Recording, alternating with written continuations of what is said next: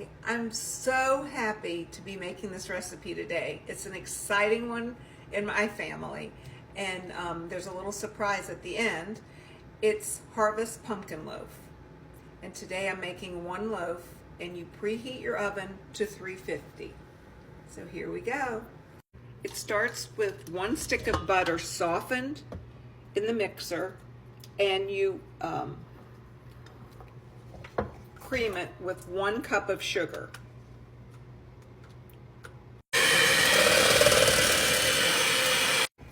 Then add 1 egg. 2 eggs are going to be added, 1 at a time, beating slowly. And the second one.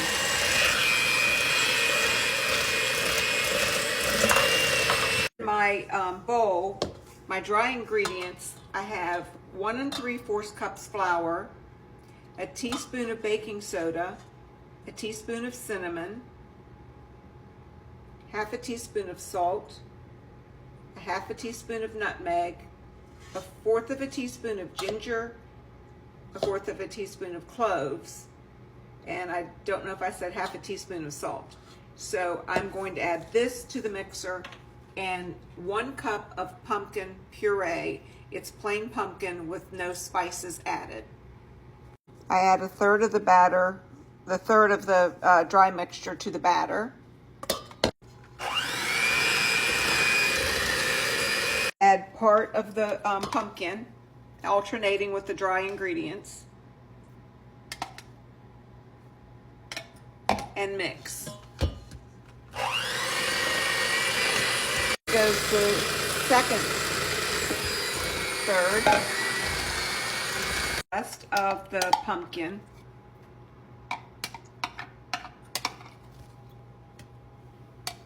Get all this goodness out of here. I will mix. Now I've added the last of the dry ingredients. And the last thing we fold in is 1 cup chocolate chips. I use semi-sweet Nestle's. And fold this in, and then we'll put it in a loaf pan and bake it for an hour and 5 minutes, or 1 hour, as you need to check it when it's in your oven. And then I will show you when it's in the loaf pan. Now here goes the mixture into the loaf pan. So good. This is delicious, and it's great for gifts. Give family members, friends, teachers, people that you really appreciate and love. And I'll spread this out and bake it right now. Into the oven it goes at 350 uncovered for an hour or an hour and 5 minutes. Just check on it. It's out of the oven and has cooled, and I'm praying that it comes out. Yay, it came out. That's thrilling. Okay, it's out.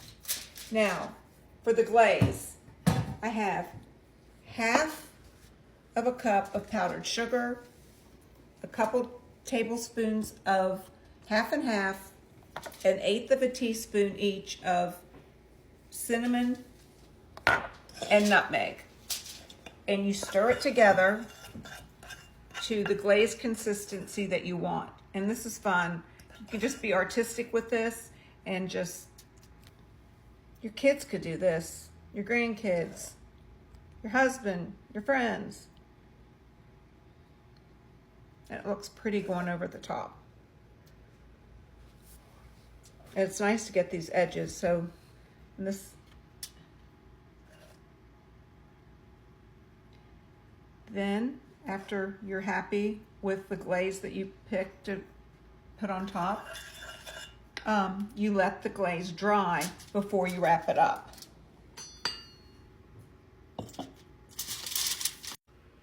The glaze is dried on the loaf, and it is not wet to the touch, so it's ready to be covered. I covered it with press and seal, and now I'm going to cover it with aluminum foil. This keeps it moist. Now it's covered with foil, and you pick some of your favorite ribbon. I got this at Michael's. I got different kinds of ribbon, and you decorate it with a big bow. And here's the way I like to present it to teachers, or give it to my grandchildren and they take it to their teachers, and my kids when they were little. And you can use all different kinds of bows. I happen to do a double bow on this depending on how much ribbon you have. And of course, I made another one and got to taste it. Here it is when it's cut. You can see the chocolate chips running through it and the nice glaze. We'll see how it tastes.